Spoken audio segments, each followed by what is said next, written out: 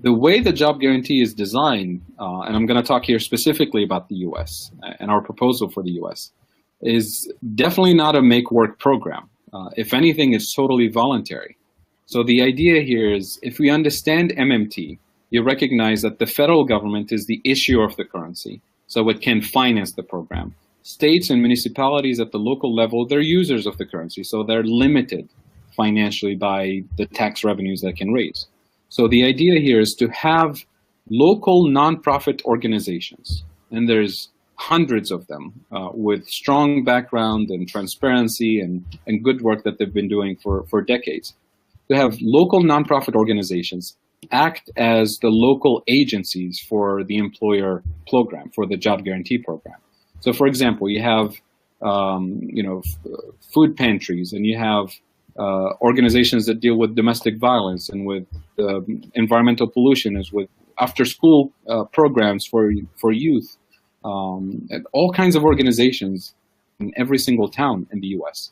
that have a strong track record of delivering services to the local community. When you ask them, if you have an opportunity to apply for a grant from the federal government for financing X number of dollars, how many people will you be able to hire to deliver the services that your community needs, right? And the answer is always, please, where is this check? There is so much need for these organizations because they're constantly relying on philanthropists and generous donations from members of the community. Those donations, by the way, tend to disappear during bad economic times, during the time when they actually need it the most. And at the same time, they also depend on volunteers. So just staffing and organizing their work is a nightmare when you have to deal with people coming and going on a 2-hour basis and 3-hour basis. They spend half of their time managing the volunteers, not doing the work that they need to be doing. So the job guarantee proposal is to have those organizations apply for federal grants and receive the federal grants to hire people in the same community that they're serving, unemployed people from the same community, to deliver services to their own community. And who's best to decide what are the needs of a particular community than organizations that are already established and connected in that same community? So we're not talking about a big federal agency that will tell us, which bridge we need to build and what we need to do in particular communities. So it's very decentralized. The selection of the projects, the implementation, the hiring, the firing, the assessment, everything is done locally at the micro level. The funding, however, needs to come from the federal government, from the issuer of the currency, from the sovereign, right? So these agencies will issue a call for applicants and say, we need to hire people with these skills to perform these tasks. And we're not forcing anybody to work for anybody. If you're unemployed in the local community based on your skills, you say, I'm interested in this job, it pays a decent wage, maybe it pays even benefits.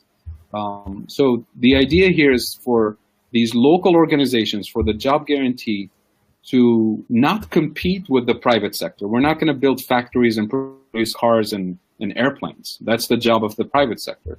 These agencies are already complementing the private sector, but they're underfunded and understaffed. So now we're going to be complementing the private sector, delivering social services and community development services in the communities that they need them the most by employing people from those same communities. So then the exercise becomes an exercise of matching the skills of the local unemployed population with the needs of the community in terms of which projects need to be delivered.